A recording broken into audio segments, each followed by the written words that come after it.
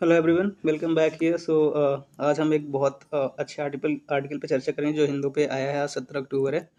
So basically ये संविधान में जो संविधान से संबंधित जो काफ़ी दिनों से चर्चा चल रही है। लोग मानते हैं कि संविधान किसने बनाया, BN Rao versus doctor Ambedkar. So उसी बारे में है, राइट। सो इस आर्टिकल पे हम चर्चा करेंगे। लिखा है, किसने लिखा है? इसको लिखा है संजय हेगड़े ने, जो सर्वोच्च न्यायालय में एक नामित वरिष्ठ अधिवक्ता है, राइट। आगे बढ़ते हैं, देखते हैं कि ये क्या कहना चाह रहे हैं।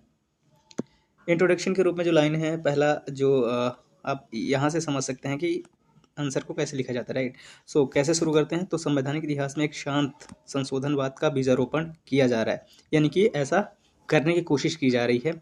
कुछ टिप्पणीकार अब तर्क देते हैं कि संविधान सभा के संवैधानिक सलाहकार डॉक्टर सर बेनेगल नरसिंह राव यानी कि BN राव भारत के संविधान के वास्तविक निर्माता थे। ऐसा कुछ लोग तर्क देते हैं, जबकि प्रारूप समिति के अध्यक्ष डॉक्टर भीमराव अंबेडकर ने पहले से तैयार संविधान को केवल परिष्कृत किया। ऐसा कुछ लोगों का तर्क है, राइट। तर्क यह तर्क भले ही अध्यापनीय लगे, लेकिन ऐसा नहीं है। यह भारत की स्थापना की कहानी में दलितों की भूमिका को कम करने और गणतंत्र के निर्माण में डॉक्टर अम्बेडकर द्वारा लाए गए नैतिक बल को मिटाने का एक प्रयास है। इस लाइन पे ध्यान दीजिए, ऐसा क्यों किया जा रहा है। इनके अनुसार यह कहानी भारत की स्थापना की कहानी में दलितों की भूमिका को कम करने और गणतंत्र के निर्माण में डॉक्टर BR अम्बेडकर द्वारा लाए गए नैतिक बल को मिटाने का एक प्रयास है, जो धीरे धीरे करने की कोशिश की जा रही है, राइट। आगे बढ़ते हैं। पूरक नहीं, प्रतिस्पर्धी नहीं, राइट। पूरक प्रतिस्पर्धी नहीं, क्या आगे देखते हैं कि क्या कहना चाह रहे हैं इसमें। दोनों व्यक्ति संविधान के निर्माण के लिए अपरिहार्य थे। अपरिहार्य का मतलब जिसका परिहार ना किया जा सके, यानी उसके बिना ना हो। लेकिन उनकी भूमिकाएं पूरी तरह से अलग थीं, यानी कि डॉक्टर BR अम्बेडकर और BN राव दोनों की भूमिकाएं अलग थी। सर BN राव एक प्रतिष्ठित सिविल सेवक थे और न्यायविद थे, को जुलाई 1946 में संवैधानिक सलाहकार नियुक्त किया गया था। उनका कार्य तकनीकी और प्रारंभिक था, राइट।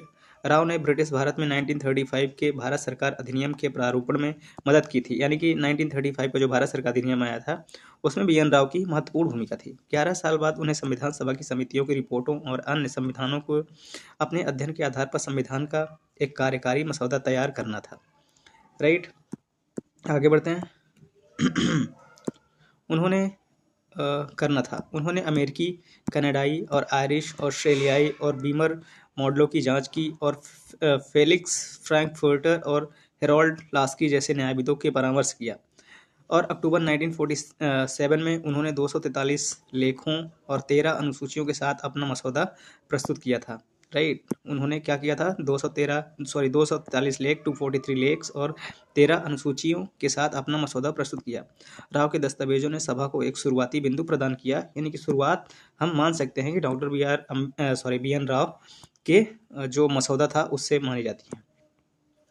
डॉक्टर अम्बेडकर कार्य एक अलग ही स्तर का था। प्रारूप समिति के अध्यक्ष के रूप में उन्हें एक कानूनी मसौदे को एक राजनीतिक अनुबंध में बदलना था, यानी कि मसौदा तो था, कानूनी रूप था, उसे कैसे लागू किया जाए, क्या कैसे किया जाए, उसका जो पूरा कार्यभार था अम्बेडकर के ऊपर था। उन्होंने संविधान को विभाजन की उथल-पुथल, महात्मा गांधी की हत्या के दौर से गुजारा और संविधान सभा में इसके प्रावधानों का खंड दर खंड बचाव किया, यानी कि उस समय महात्मा गांधी की हत्या हो चुकी थी, विभाजन की उथल-पुथल चल रही थी, राइट। संविधान सभा में इसके प्रावधानों का खंड दर खंड बचाव किया। उनकी जिम्मेदारी न केवल पाठ को परिष्कृत करना था, बल्कि तीव्र रूप से विभाजित हितों के बीच आम सहमति बनाना भी था। राव ने इसका ढांचा तैयार किया। अम्बेडकर ने इसे न्याय का एक जीवन दस्तावेज बनाया। ये बड़ी अच्छी लाइन है, जो इम्पोर्ट के एग्ज़ाम में यूज़ कर सकते हैं डायरेक्टली, कि अम्बेडकर ने इसे न्याय का एक मतलब राव ने इसका ढांचा तैयार किया, अम्बेडकर ने इसे न्याय का एक जीवन साधन बनाया। आगे बढ़ते हैं। डॉक्टर अम्बेडकर ने राव के योगदान को कभी नहीं नकारा, यानी कि डॉक्टर अम्बेडकर ने कभी नहीं कहा कि डॉक्टर राव के बारे में ऐसा कुछ नहीं कहा जिससे उनका योगदान कम हो। 25 नवंबर 1949 को संविधान सभा को अपने दिए गए समापन भाषण में उन्होंने कहा, जो श्रेय मुझे दिया जाता है, डॉक्टर अम्बेडकर ने कहा कि जो श्रेय मुझे दिया जाता है वह वास्तव में मेरा नहीं है। इसका कुछ श्रेय संविधान सभा के संवैधानिक सलाहकार सर BN राव को भी जाता है। उन्होंने प्रारूप समिति के विचारार्थ संविधान का एक कच्चा मसौदा तैयार किया था, राइट। कि कच्चा मसौदा तैयार करने का श्रेय किसके पास है? वो डॉक्टर BN राव के पास है। उन्होंने यह भी कहा कि इसका कुछ श्रेय प्रारूप समिति के सदस्यों को भी जाता है। कुल मिला के उन्होंने सबको इसका श्रेय दिया। उन्होंने जैसा कि मैंने कहा 141 दिनों की बैठक की, इसका कहीं ज़्यादा श्रेय संविधान के मुख्य प्रारूपकार श्री एस.एन. मुखर्जी को जाता है। जटिल से जटिल प्रस्तावों को सरलतम और स्पष्ट कानूनी रूप में प्रस्तुत करने की उनकी क्षमता और ना ही उनकी कड़ी मेहनत की क्षमता की बराबरी शायद ही कोई कर सके। यानी कि उन्होंने श्री एस.एन. मुखर्जी को भी इसका श्रेय दिया। आगे बढ़ते हैं। इस प्रकार जिन शब्दों का प्रयोग अक्सर यह दावा करने के लिए किया जाता है कि संविधान के वास्तविक रचयिता डॉक्टर अंबेडकर नहीं बल्कि राव थे, वास्तव में इसके विपरीत है। अंबेडकर ने राव के कार्य को एक रफ ड्राफ्ट कहा था, ना कि पूर्ण पाठ कहा था। यानी कि जैसे रफ ड्राफ्ट होता है कि आप कहीं भी कुछ भी लिख दिए तो वो रफ ड्राफ्ट हो गया, लेकिन उसको एक पूर्ण पाठ के रूप में तब्दील किसने किया? डॉक्टर अंबेडकर ने किया। प्रारूप समिति और संविधान सभा ने उस कच्चे माल को उस दस्तावेज में बदल दिया जो 29 जनवरी 1950 में लागू हुआ। यानी कि दस्तावेज में बदलने का कार्य जो है वो प्रारूप समिति के अध्यक्ष डॉक्टर अंबेडकर ने ही किया। ऐसा ही ना ही ऐसा कोई प्रमाण मौजूद है जो यह दर्शाए कि राव ने कभी संविधान के रचयिता होने का दावा किया। यानी कि ऐसे कोई प्रमाण नहीं है जो इसको पुश करते हों कि उन्होंने संविधान के रचयिता होने का दावा किया। उस समय अंबेडकर और जवाहरलाल नेहरू के साथ उनके पत्राचार से सम्मान और सहयोग का भाव प्रकट होता है। उन्हें संविधान का जनक घोषित करने का वर्तमान प्रयास अभिलेखों और राव की अपनी विनम्रता दोनों को विकृत करता है। यानी कि ना तो उन्होंने कभी ऐसा कहने की कोशिश की, राइट। अब देख लेते हैं कि राजनीतिक मकसद क्या है इसके पीछे। राव को ऊपर उठाने और डॉक्टर अंबेडकर को दरकिनार करने का अभियान सिर्फ विद्वत्ता से प्रेरित नहीं है। यह इस विचार से असहजता को दर्शाता है कि एक दलित विचारक गणतंत्र की स्थापना के केंद्र में खड़ा हो सकता है। शायद कुछ विचारक ऐसा भी मान रहे हैं, मैंने ऐसे न्यूज़पेपर में मैंने ये भी पढ़ा है कि जो अभी रिसेंटली CGI पे हुआ वो भी शायद इसी का परिणाम है कि दलित होने की वजह से उन पे ऐसे अटैक्स हुए। आई डोंट नो कितना सही है कितना नहीं, बट ऐसा मैंने पढ़ा किसी न्यूज़पेपर में। सो राव को संविधान के प्रमुख लेखक के रूप में पुनः स्थापित करना जातिगत विशेषाधिकार के लिए लेखकत्व को पुनः प्राप्त करने का एक प्रयास है, राइट। यानी कि सिर्फ ऐसा इस वजह से हो रहा है कि उन्हें दलित विचारक गणतंत्र के रूप में स्थापना में खड़ा हो सके, राइट। सो यह अम्बेडकर की क्रांतिकारी विरासत को दबाता है और एक सामाजिक क्रांति को नौकरशाही की कवायद में बदल देता है। संविधान कोई निष्फल कानूनी दस्तावेज नहीं है, यह सबसे पहले और सबसे महत्वपूर्ण एक सामाजिक घोषणा पत्र है जो व्यक्ति की गरिमा का वादा करता है। आगे बढ़ते हैं। इसका जन्म संघर्ष, आशा और मुक्ति से हुआ है। यह सत्ता की मेज पर उत्पीड़ितों के आगमन का प्रतिनिधित्व करता है। डॉक्टर अंबेडकर को इससे अलग करना इसकी आत्मा को छीनने के समान है। यानी कि डॉक्टर अंबेडकर को ये कहना कि नहीं वो इसके रचयिता नहीं है, तो फिर ये तो संविधान की आत्मा के ही खिलाफ है। आगे बढ़ते हैं। संविधान में डॉक्टर अंबेडकर की उपस्थिति और अपने आप में एक निर्णायक राजनीतिक बुद्धिमत्ता का परिणाम थी। वे मूल रूप से बंगाल से चुने गए थे, राइट, मूल रूप से बंगाल से चुने गए थे, लेकिन विभाजन के बाद वह सीट पाकिस्तान चली गई थी। यानी कि पाकिस्तान उस समय पे जो बांग्लादेश है वहाँ चली गई थी। कांग्रेस के भीतर कई लोग अतीत के मतभेदों के कारण उन्हें वापस लाने में हिचकिचा रहे थे। महात्मा गांधी के हस्तक्षेप से यह समस्या सुलझ गई। यानी कि जब वो बंगाल से चुने गए थे और फिर विभाजन के बाद वो चला गया तो उनकी सीट तो चली गई थी, लेकिन फिर कांग्रेस के कई लोग चाहते थे कि वो ना आए, लेकिन महात्मा गांधी ने हस्तक्षेप किया था और उन्हें फिर से संविधान सभा में शामिल किया गया। हालांकि गांधी और अंबेडकर के बीच पृथक निर्वाचिका मंडल को लेकर मतभेद थे, फिर भी गांधी ने जोर देकर कहा कि अंबेडकर को संविधान सभा का हिस्सा होना चाहिए। यानी कि गांधी प्रमुख रूप से वो व्यक्ति हैं जिन्होंने अंबेडकर को शामिल करने में महत्वपूर्ण भूमिका निभाई थी। उन्होंने कांग्रेस नेताओं से कहा कि अगर अनुसूचित जातियों को संविधान निर्माण से बाहर रखा गया तो कोई भी संविधान वैधता का दावा नहीं कर सकता। यानी कि संविधान वैध नहीं होगा। महात्मा गांधी का ऐसा मानना था। परिणाम स्वरूप अंबेडकर बम्बई प्रेसिडेंसी से पुनः निर्वाचित हुए। यानी कि पहली बार कलकत्ता से, दूसरी बार ये बम्बई प्रेसिडेंसी से पुनः निर्वाचित हुए। गांधी जी का आग्रह एक दूरदर्शितापूर्ण कार्य था। 1947 में जब राष्ट्र धर्म के आधार पर विभाजित था, एक अलग थलग दलित नेतृत्व इस विभाजन को और गहरा कर सकता था, राइट। अंबेडकर को शामिल करके गांधी ने एक ऐसे संकट को रोका जो नए गणराज्य के जन्म के समय से ही उसे कमजोर कर सकता था। अंबेडकर के बाद के नेतृत्व में उस समावेश को सही साबित किया। उन्होंने संविधान निर्माण को एक नैतिक उद्यम में बदल दिया जिसने पूरे देश को एक सूत्र में बांध दिया, राइट।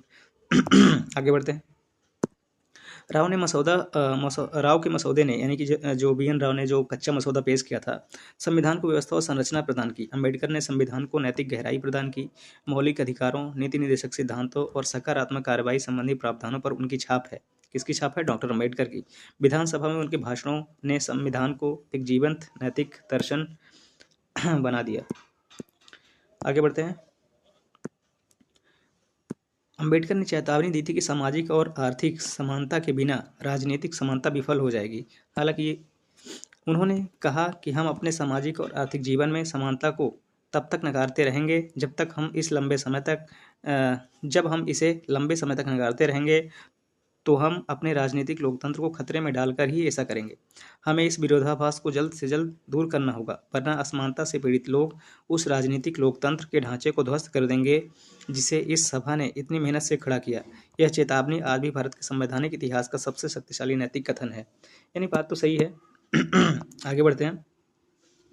भूलने का खतरा, इसमें क्या कहते हैं देखते हैं लेखक क्या कहना चाहते हैं।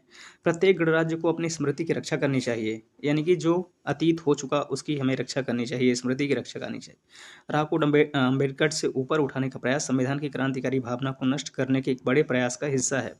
यह संविधान की स्थापना को सामाजिक परिवर्तन की बजाय तकनीकी दक्षता के रूप में प्रस्तुत करता है। अम्बेडकर का सम्मान करने का अर्थ राव को कमतर आंकना नहीं है। दोनों ने गणतंत्र की निष्ठापूर्वक सेवा की, लेकिन संविधान एक कानूनी ढांचे से कहीं अधिक है। यह राष्ट्रीय उद्देश्य का एक कथन है। इसके लिए एक विद्वान की सटीकता की आवश्यकता थी, लेकिन एक सुधारक के दृढ़ विश्वास की भी। अम्बेडकर वह सुधारक थे, राइट। अम्बेडकर ने उसमें सुधार किए। आगे बढ़ते हैं। जब संविधान को अपनाया गया तो नेहरू, पटेल और प्रसाद सभी राजनीतिक दलों के नेताओं ने सार्वजनिक रूप से अम्बेडकर की केंद्रीय भूमिका को स्वीकार किया था। किसी ने भी यह नहीं कहा कि राव संविधान के मुख्य लेखक थे, राइट। वे एक पाठ का मसौदा तैयार करने और राष्ट्र की अंतरात्मा को आकार देने के बीच के अंतर को समझते थे कि कौन अंतरात्मा को कौन आकार दे रहा है, राइट। आगे बढ़ते हैं। राव एक कुशल सलाहकार के रूप में प्रशंसा के पात्र हैं। अम्बेडकर संविधान के नैतिक निर्माता के रूप में श्रद्धा के पात्र हैं।